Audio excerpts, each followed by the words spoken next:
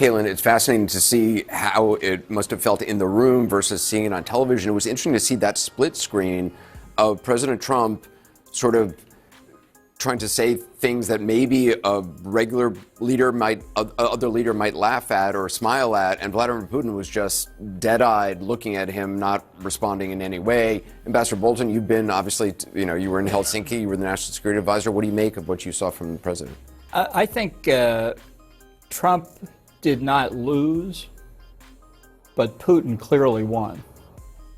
Trump didn't come away with anything except more meetings.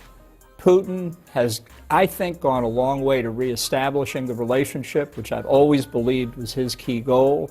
He has escaped sanctions. He's not facing a ceasefire. The next meeting is not set. Zelensky was not told any of this before this press conference. It's far from over, but I'd say Putin achieved most of what he wanted. Trump achieved very little. And I will say one other thing.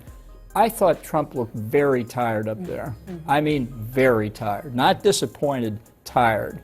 And we'll have to reflect on what that means. Vladimir Putin said, I believe, we've turned the page, not referring to Ukraine, but more to, do you know what it referred to, or what was your sense? I think he meant the U.S.-Russia relationship, but what he really means is the Vlad-Donald relationship. That's what makes this so extraordinary, though. He said we've turned the page back to cooperation. He mentioned he was hopeful there would be space cooperation between the United States and Russia. He mentioned maybe in the Arctic there would be cooperation.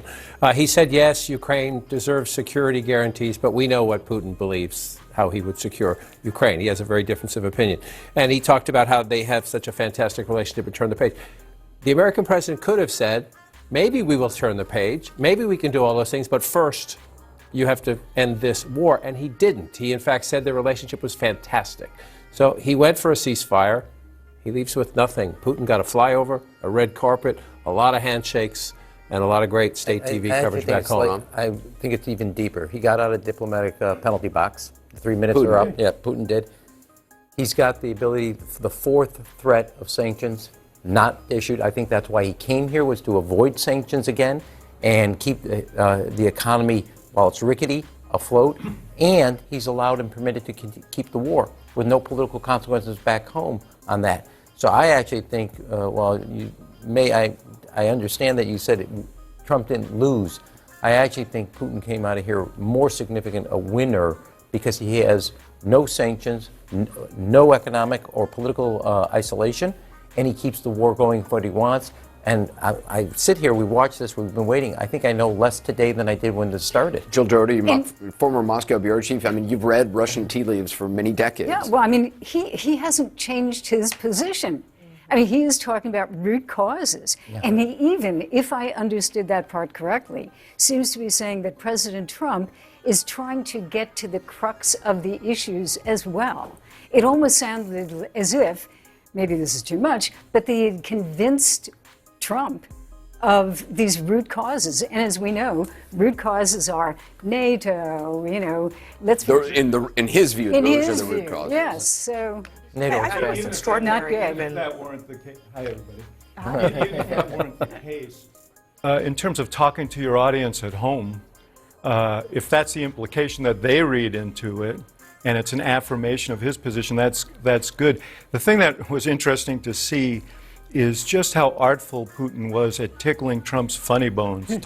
He took a shot at Biden, and he said, "I can confirm that the war wouldn't have happened if Trump were there." That's like music to Trump's ears, and you could hear Trump.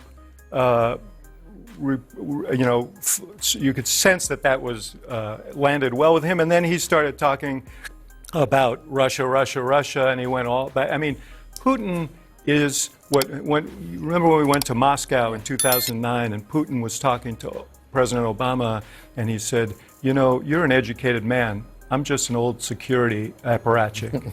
Well, you saw some of the old security apparatchiks. I'm just a country lawyer. The longer I sit here listening to everybody, I'm wondering about the White House's decision-making in a lot of this.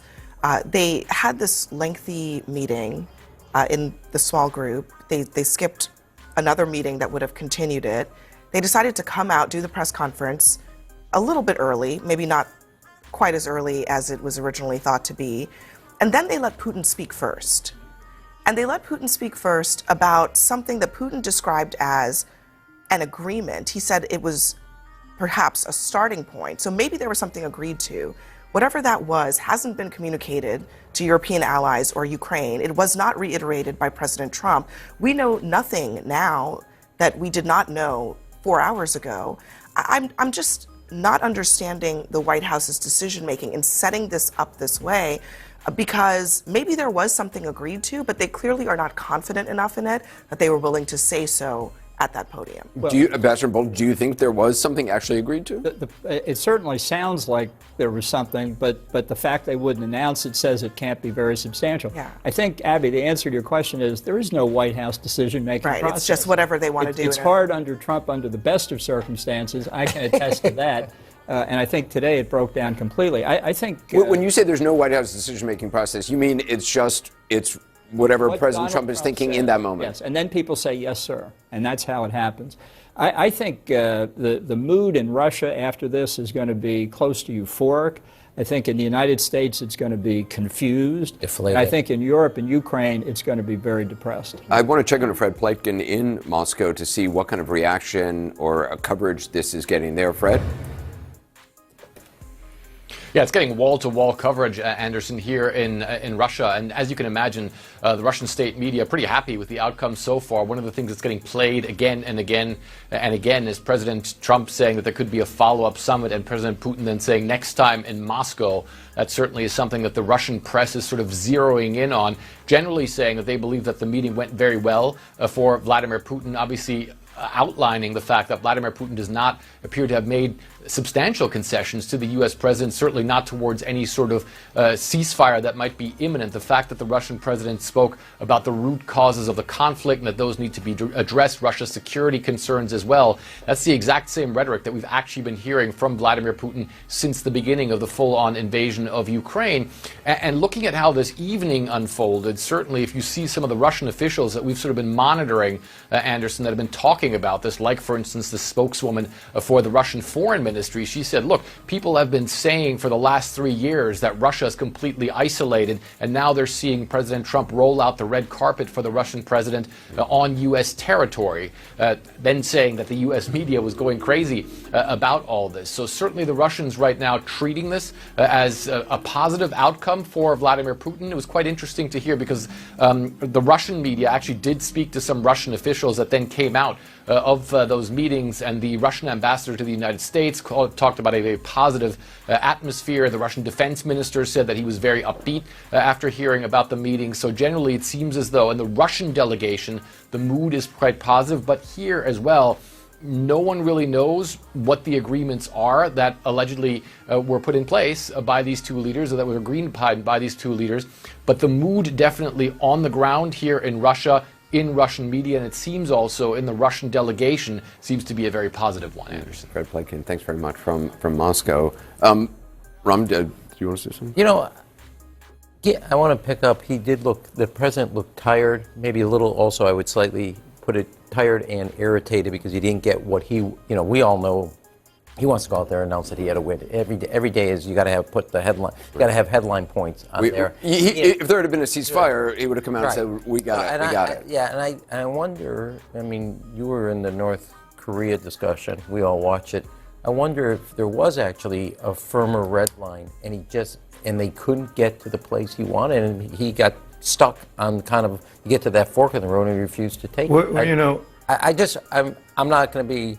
I think there may be a potential here that while we're hearing all these atmospheric words, productive, all that, my guess is the second meeting on the economic side was probably productive. Inside there, you're at a logjam on some core issues because President Putin won't give in and President Trump won't give him what he wants. The question I have is, other leaders around the world irritate the president. He slaps tariffs on them. Right. He punishes them. Now, time and time again, he menaces Putin with action, and then he never does anything. And now Putin has gotten himself an extension.